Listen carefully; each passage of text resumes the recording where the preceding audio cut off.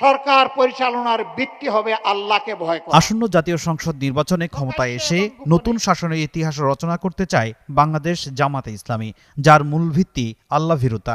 বিদেশি কোনো ষড়যন্ত্রকে পাত্তা দেওয়া হবে না বলেও সতর্ক করেছেন দলটির আমির ডাক্তার শফিকুর রহমান।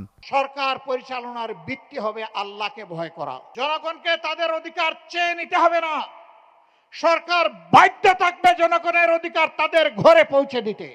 এই ইতিহাস নতুন করে আমাদের রচনা করা লাগবে না, এটি আমাদের গর্বিত ইতিহাস, এটি আমাদের মদিনা কেন্দ্রিক শাসনের ইতিহাস।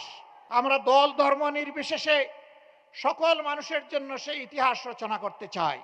এই সরকার পরিচালনা করতে গিয়ে দেশি বিদেশি কোনো শক্তির লাল চক্ষুকে আমরা পাত্তাই দেব না। আজ শুক্রবার সকালে রাজধানীর ভাসানটেকে নির্বাচনী সমাবেশে তিনি বলেন, পোস্টার ছিঁড়ে কিংবা অপপ্রচার চালিয়ে জামাতের জনপ্রিয়তা কমানো যাবে না। মানুষের মন থেকে জামাতকে মুছে ফেলা সম্ভব নয়। পোস্টার ছিঁড়ে ফেলতেছেন, বিলবোর্ড উদাও করে দিচ্ছেন, লাভ হবে না। আপনি গাছের পোস্টার, লাইট পোস্টের পোস্টার, দেয়ালের পোস্টার, সুতোয় টানানো পোস্টার আপনি ছিঁড়তে পারবেন, কিন্তু জনগণের হৃদয়ে ভালোবাসার যে পোস্টার লেগে গিয়েছে সেই পোস্টার আপনারা ছিঁড়তে পারবেন না।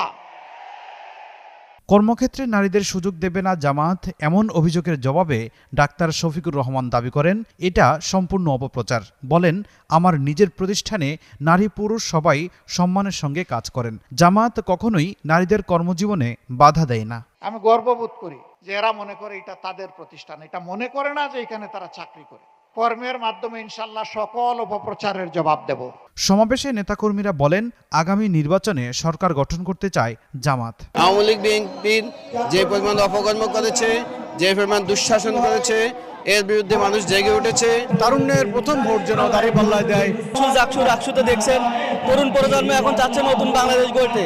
ঢাকা 17 আসনে কয়েক হাজার নেতাকর্মীর সমাবেশে বক্তব্য দেন দলটির এই আসনের প্রার্থী ডাক্তার এস.এম. খালিদুজ্জামান। তিনি বলেন, বাংলাদেশ কোনো ব্যক্তি বা পরিবারের নয়, জামাত দেশ গঠন করবে সবাইকে নিয়ে। দুর্নীতি ও দুঃশাসনের বিরুদ্ধে লড়াই অব্যাহত রাখার ঘোষণা দেন জামায়াতের এই প্রার্থী।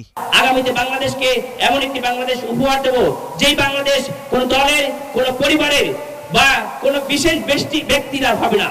আগামীর বাংলাদেশ গণমানুষের বাংলাদেশ। এই বাংলাদেশকে আমরা সকল মিলে গড়বই গড়ব ইনশাআল্লাহ। ভিন্ন ধর্মাবলম্বীদের অধিকারের প্রশ্নে জামাত আমির বলেন, 54 বছরের ইতিহাসে জামাতের পক্ষ থেকে ভিন্ন ধর্মাবলম্বীদের সম্পদ লুণ্ঠনের কোনো ঘটনা নেই। রাষ্ট্র পরিচালনায় জোর জবরদস্তি নয়, ন্যায়, সমতা ও সাম্য প্রতিষ্ঠাই হবে জামাতের নীতি।